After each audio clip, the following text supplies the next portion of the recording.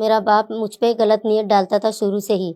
जब मेरी माँ के साथ कुछ करता था तो मुझे उंगली करता था, इधर उधर हाथ लगाता था यहाँ वहाँ। तो मैं मेरी माँ से बोलती थी कि माँ मुझे देख, इधर उधर हाथ लगा रहे हैं, नाम लेके बोलती थी कि देख अब्बा ऐसा ऐसा हाथ लगा रहे हैं। तो मेरी माँ मेरे से बोलती है कि वो कुछ नहीं कर रहा, तुझे शौक है, तुझे अरमान है, तू जा रही है अपनी खुजली मिटाने। मेरी माँ मुझे ऐसे बोलती थी, मुझे कुछ समझता नहीं था। हम लोग 8-6 बहन भाई थे तभी। मेरे से बड़े 3 भाई थे और एक छोटा भाई था और मैं एक बहन थी। 4 भाई और एक मैं थी, हम लोग 5 थे।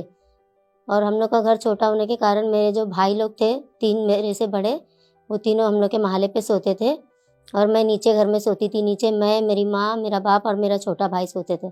लेकिन जगह कम होने के कारण मेरी माँ मेरे भाई को कोने में सुलाती थी, फिर उसके बाजू में मेरे बाप सोते थे, फिर मुझे सुलाती थी, फिर खुद सोती थी।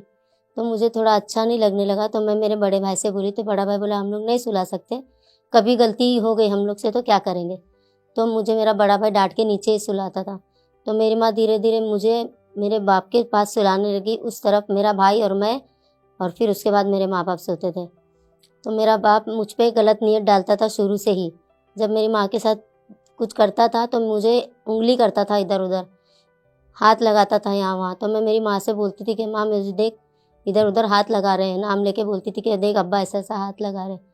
तो मुझे चिल्लाती थी और गाली देके बोलती, तुझे क्या समझता है, सो जा। मेरा बाप दारू पी के आता था। जब मेरी माँ के साथ गलत करता था तो मुझे यहाँ वहाँ हाथ लगाता था, मुझे अच्छा नहीं लगता था। तो मैं 1-2 बार झिड़काई और बोली, तो फिर उसके बाद मेरे साथ वो गलत करने लग गया।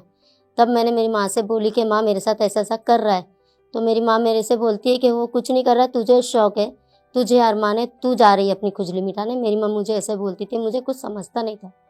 तो मेरे साथ 10 साल तक, मतलब जब मैं 10 साल की हुई तब तक मेरे साथ ये सब होता रहा। जब मैं 10 साल की हुई, जब मैं बड़ी हो गई, मुझे जब पहली बार वो आया तब मेरे को समझ आई। मेरे मुमानी ने आई और मेरी मुमानी बोले कि बेटा, कोई भी लड़का तेरा भाई होए या कोई भी लड़का हो, बाप का तो उनको कुछ पता नहीं, इसलिए उन्होंने कुछ बोले नहीं। वो मुझे बोले कि लड़कों से दूर रहना, कोई लड़के को हाथ पकड़ने नहीं देना, लड़कों से दूर रहना। जब इन्होंने मेरे को बोले, मेरी मुमानी ने, तब मैं बोली मामी ऐसा बोल रहे तो फिर जब बाप ऐसा करता रहता तो वो क्या करूँ। तो मैंने मेरी खाला से ये बात बोली कि खाला देख, ऐसे ऐसा मेरे साथ घर में होता है। तो मेरी खाला नज़रअंदाज कर दी कि बच्ची है, कुछ भी बोल रही है करके। मैंने अपनी माँ से भी बोली, माँ को बोल के तो कोई फ़ायदा था नहीं। तो जब खाला को बोली तो मेरी खाला ने फिर मेरी नानी से बोले, मेरी नानी मुझे बुलाए और मैं 10-12 साल में ही, मतलब मुझे तीसरी बार जब एमसी नहीं आई तब मैं बोली माँ मेरे को आया नहीं। मेरी खाला पूछी आया क्या रे तेरे को, ऐसा 2 महीना पहले जो हुआ था। मैं बोली नहीं खाला अभी तक तो नहीं हुआ। तो मेरी खाला मेरी नानी से बोली तो मेरी नानी मेरी माँ को आके गाली वाली देने लगी कि बच्ची के साथ ऐसा ऐसा हो रहा है तो कुछ क्यों नहीं बोलती है।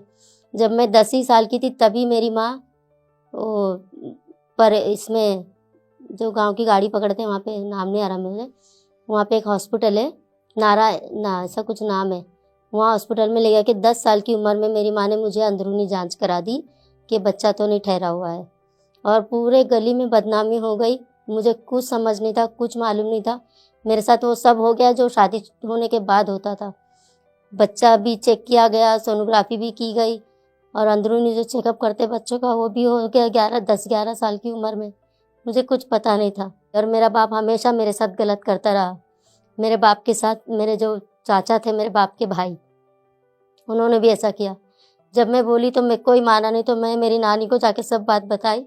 तो मेरी नानी, मेरे मामू लोग सब मिलके मेरी माँ को बहुत मारे और मेरे बाप को भी मारे। मार के मेरी नानी मुझे लेकर मेरी ज़्यादा करके मेरी नानी अपने पास ही रखती थी। लेकिन मेरी माँ मुझे इसलिए लेके आती थी, मेरी माँ को हार्ट का शिकायत था। तो मेरे को हार्ट का बीमारी है, मैं मर जाऊँगी बोलती, तो कुछ भी है उसी की औलाद है वो सोच के मेरी नानी मुझे भेज देते थे। तो मेरे साथ बहुत जुल्म हुआ। फिर शादी की जब बात आई तो मेरी नानी बोला इसकी शादी नहीं कराना, भी ये बच्ची है। मेरी 16 साल में शादी की है।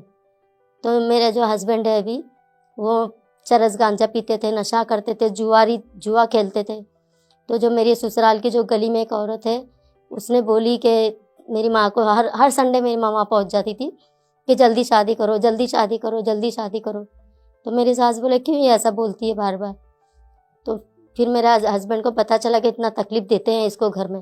तो जब मेरे हस्बैंड बोले मैं इसको खुश रखूँगा बोल के फिर शादी की है। शादी करके ससुराल गई।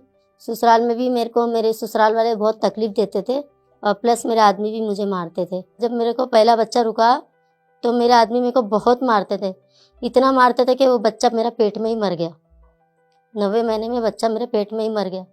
फिर मेरी माँ लेके जाके मुझे इलाज कराई, और जब बच्चा मरने के बाद में जब बच्चे का सब हो गया तो मेरी जो कमर है वो अपाइज हो गई थी। मैं कमर मेरी एकदम चले गई थी।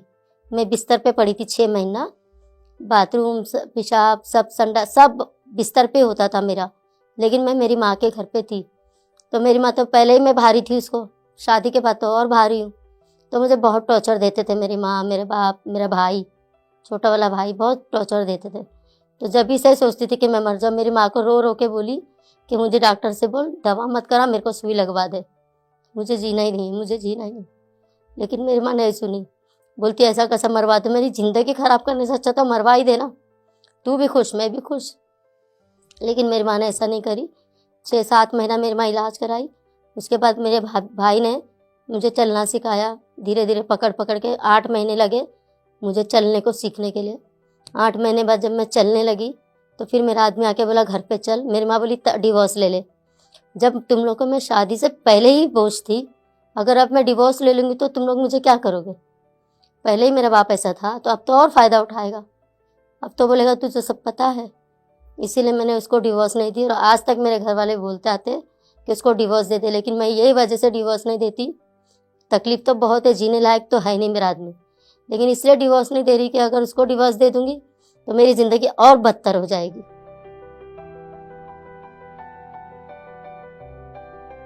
जब तक मैं नहीं चाहूँगी कि मैं खुश रहूँ या मैं खुद की मदद करूँ तो कोई कुछ नहीं कर सकता है। सबसे पहले तो हमको अपने आप को हिम्मत दिलानी है, खुद को तैयार करना है सबसे पहला कि अपनी लड़ाई खुद लड़ सको। हम खुद की लड़ाई लड़ने तैयार रहेंगे तो हम दूसरों की भी लड़ाई लड़ सकते हैं।